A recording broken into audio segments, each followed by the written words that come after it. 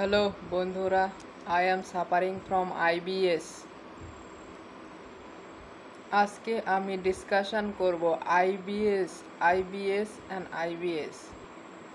IBS থেকে বেরোতে গেলে ব্রহ্মচর্য এর কতটা গুরুত্বপূর্ণ এ সম্পর্কে আজকে ডিসকাশন হবে সম্পূর্ণ ভিডিওটায়।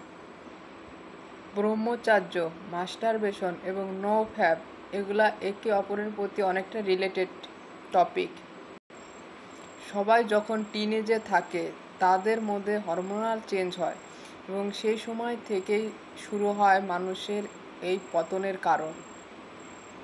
সেটা সোশ্যাল মিডিয়া হোক বা তার বন্ধুবান্ধব, এর থেকেই এর শুরুয়াত। প্রথমের দিকে বডি সেন্সেশন তো ভালোই লাগে, কিন্তু ধীরে ধীরে এই জিনিসটা এতটাই এডিক্টেড হয়ে যায় যে মানুষ একে ছাড়তে চাইলেও অত সহজে ছাড়তে পারে না। এই এডিকশন চাইলেই অত সহজে ছাড়া সম্ভব নয়। যদি এডিকশন ছাড়া এত সহজই হতো তাহলে এত রিহ্যাবিলিটেশন সেন্টার আর হতো না। আমার এই এডিকশনের শুরুয়াত হয় ক্লাস 10 থেকে। মাঝে মাঝে অনেক কোয়াইট করার চেষ্টা করেছি, বাট এটা থেকে বেরোনো অনেকটাই মুশকিল। 24-25 ডে নিজেকে কন্ট্রোল, দেন আবার সেই একই স্থান। যতটা সহজ মনে হয় এডিকশনে ঢোকা, যতটা সহজ, কিন্তু এর থেকে বেরোনো অনেকটাই তার থেকে দ্বিগুণ কঠিন। আমার মনে হয় আইবিএস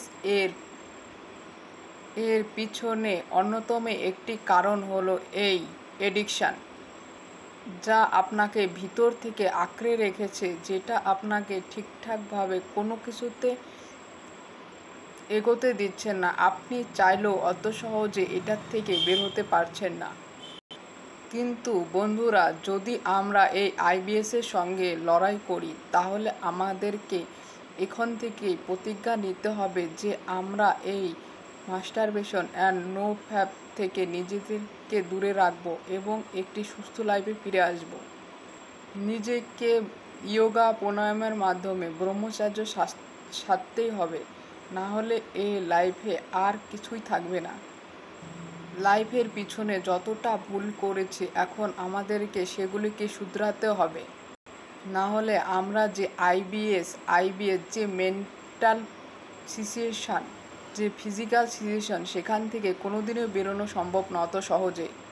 সেটা আপনি সাইকিয়াট্রিস্ট মেডিসিন নেন বা আপনি যেখানেই চলে যান, কিন্তু আপনি নিজের মধ্যে যদি এগুলি পরিবর্তন না করেন তাহলে এখান থেকে বেরোনো অসম্ভব। আপনাকে যে করে হোক রেগুলার এক্সারসাইজ, নো ফ্যাব বা ব্রহ্মচর্য সাধন করা, মেডিটেশন, যোগা এবং ভালো ডায়েট আপনাকে নিতেই হবে, না হলে আপনি এখান থেকে বেরোতেই পারবেন না অত সহজে। তো বন্ধুরা, আপনার মতনও আমিও একজন আইবিএস ওয়ারিয়ার এবং আমার এই ভিডিও শ্যুট করার লক্ষ্য হলো যে অ্যাওয়ারনেস, এই আইবিএস সম্পর্কে অ্যাওয়ারনেস এবং আমার লাইফের যা এক্সপিরিয়েন্স সেটা আমি এই ভিডিওর মাধ্যমে শেয়ার করি। যদি ভালো লাগে তাহলে লাইক এবং কমেন্ট করবেন। তো নেক্সট ডিসকাশনে আরও অনেক কিছু আলোচনা হবে।